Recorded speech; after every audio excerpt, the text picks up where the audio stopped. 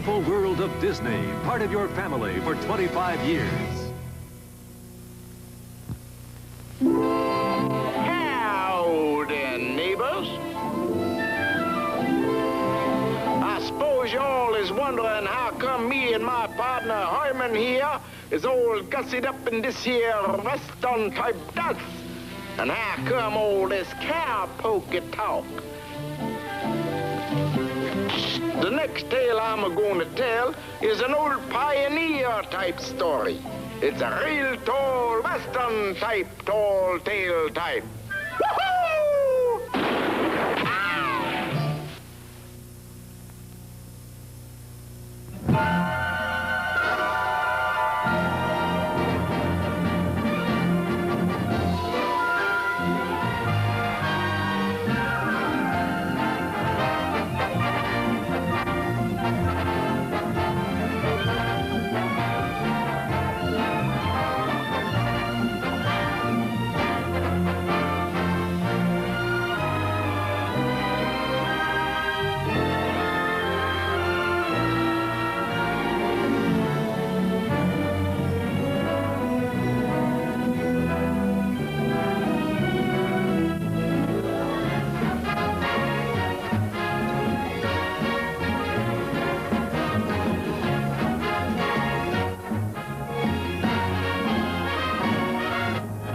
Wonderful world of Disney.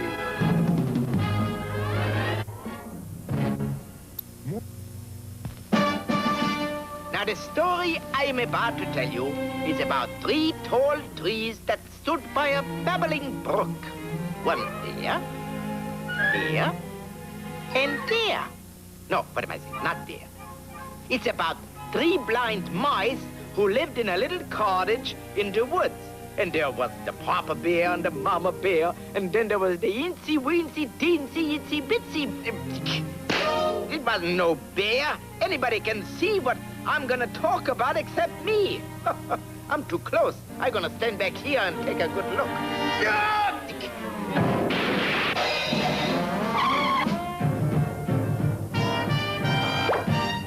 Anyway, before I start, I want you to meet my assistant. Herman, say hello to our audience. Ah! Ooh, my foot! Herman, you little nut, you! Out, out, out, out, out! You're fired, discharged.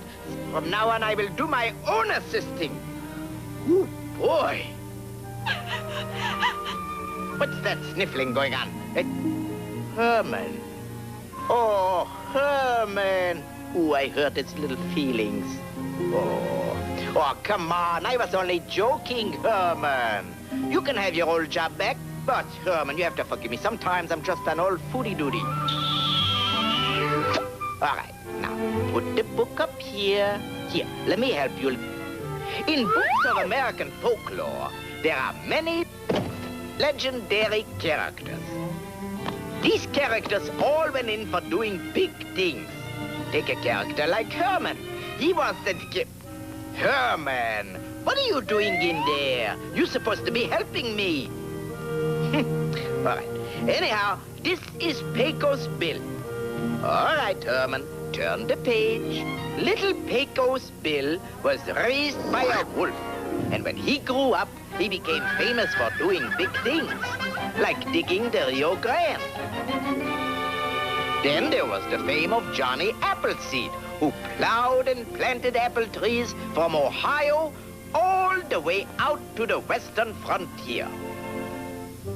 And Casey Jones, the fabulous king of the railroad engineer.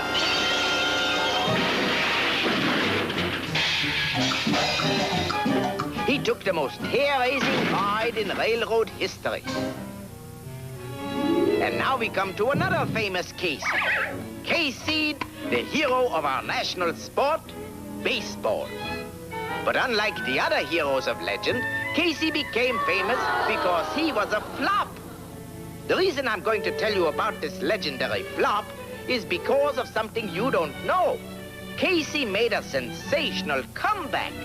Now to get in the mood, I gotta get into my baseball outfit and into my Irish brogues. All right, Herman, give me the dialect pills.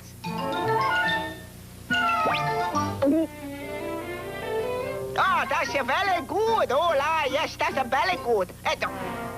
Herman, you give me a long peel. Ah! Oh, that's better. Sure, in Bigara, that's better. No, we got it. The outlook wasn't brilliant for the Mudville Nine that day. The score stood 4-2 with but one inning more to play. So upon that stricken multitude, grim melancholy sat, for there seemed but little chance of Casey's getting to the bat. And so when Cooney died at first, and Barrows did the same, a sickly silence fell upon the patrons of the game. All right, hold that! Foul ball! Stop the ball game! Turn that mechanical pitcher! Oof! Herman, what kind of an American are you anyways? No, Herman, that's not what I mean. Don't you know how to play baseball? I wasn't ready yet. You're supposed to wait until I say, play ball! But Flynn let drive a single to the wonderment of all, and Blake, the much despised, tore the cover off the ball.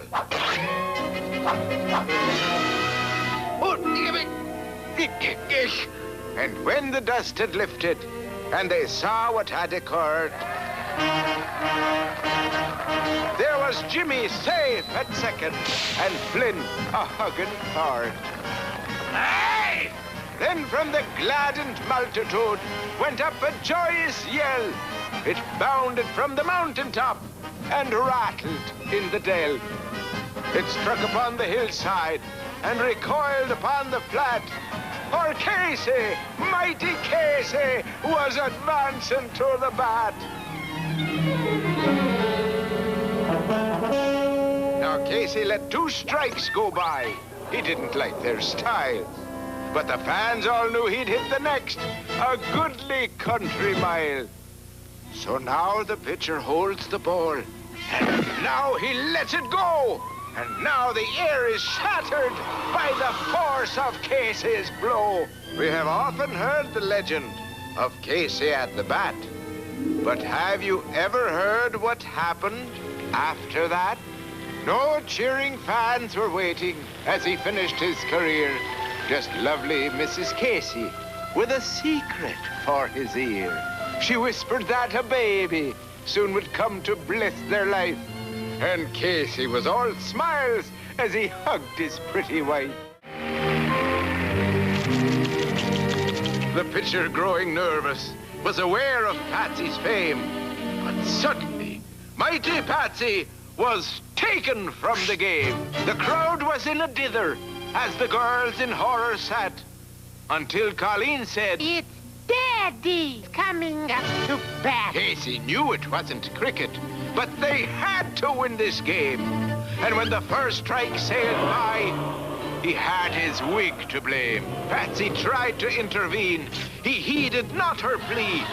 The second strike found Casey overcome with modesty.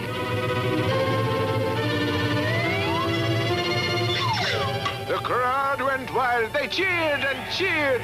Broad smiles lit up their faces.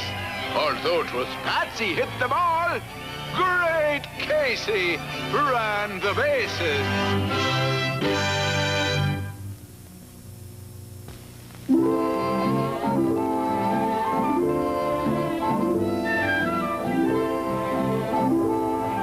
Howdy, neighbors.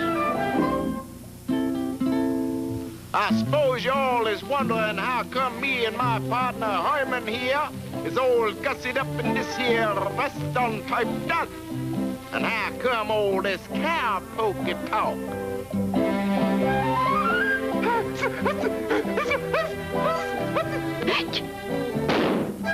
Gesundheit. Well, it's simple. We're talking cowboy talk, cause the next tale I'm going to tell is an old pioneer-type story. It's a real tall Western type, tall tale type. Woohoo! Herman, watch with that Yahoo there, partner. Or I'm gonna Yahoo you clean out this Manhattan over there somewhere. Boy, all this interruption. All right, now, Herman, partner, let me have that there guitar there. Let's get this here Western tale wagon. Did you all know that, Herman, get off of there, you cookie bucket. Like I was saying, folks, did you all know that Western folks was Eastern folks before they started moving out west in their covered wagon? And did you all know that a lot of these folks were men of the sea who called their wagons prairie schooners? The windswept prairies their ocean, and they made port wherever they went. Well, anyway, folks, one of these here seafaring pioneers become the legend. Yes, sir. Now I'll tell you the story about the windwagon smith who sailed the briny sea. But he longed for the smell of buffalo grass and to sail the lone prairie. So Windwagon Smith packed his old sea bag all soaked with the salty brine. And he set his course for Old Westport where he dropped his anchor line. Yippee-yi-yi-yi-yo-ho-ho. Get along, you swabs, get along.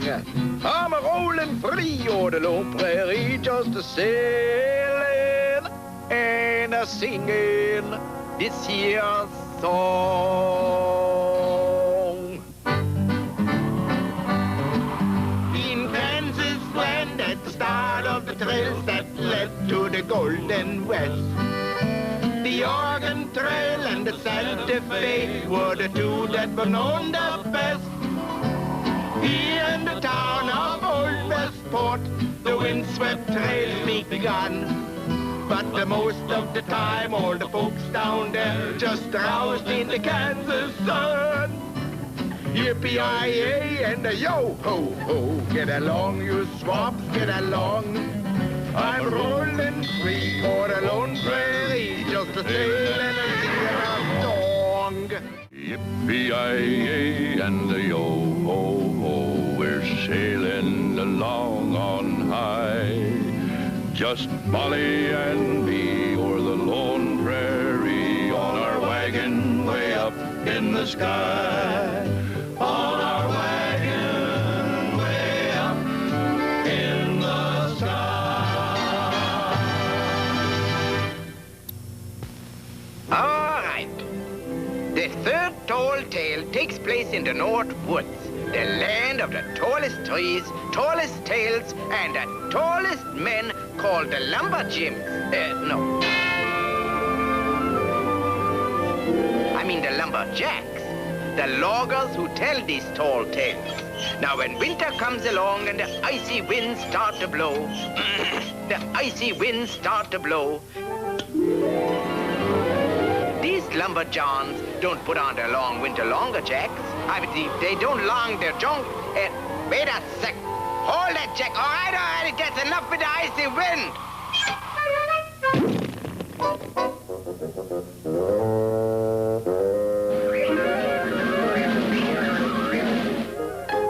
Ooh. Anyway, these big husky lumberjacks don't stand around in the cold building snowmen and throwing snowballs. No. Thank you, Jack. They hole up inside their bunkhouses and they sit around a nice warm pot-bellied stove. Joe, where's my pot-belly? Oh! Oh, boy, I almost got potted that time. What am I laughing about? All right, now. These lumberjacks, they was Nordics and Swedes. All right, Herman, my Swedish pill. Ooh, by Yiminy, that was good. Well, as I was saying, yes, sir, jump and Yiminy and all that talk. They relaxed all winter around the pot-bellied stove, and this is where their pot-bellies grew. Oh, what am I saying? What I mean is, this is where the tales of Paul Bunyan grew. He was the biggest and tallest legendary character of them all. Yes, sir.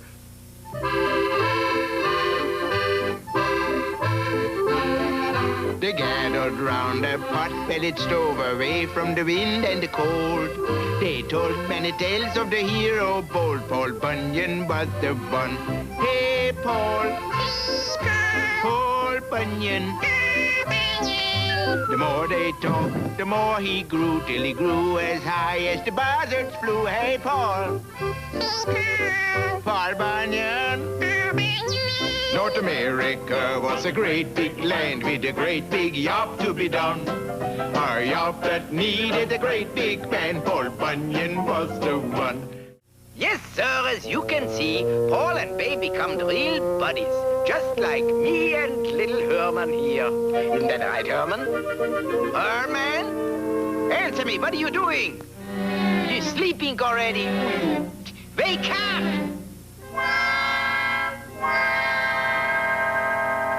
Anyway, if you think Paul and Babe did some big things up to now, wait till you hear what Short Gunderson has to tell.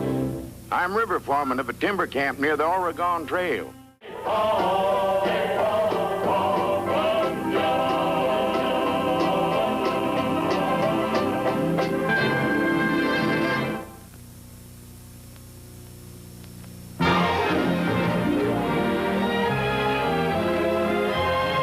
Tomorrow is a festival of flowers on the 90th Tournament of Roses Parade. See 61 rose-covered floats and 22 marching bands in the New Year's most beautiful spectacle.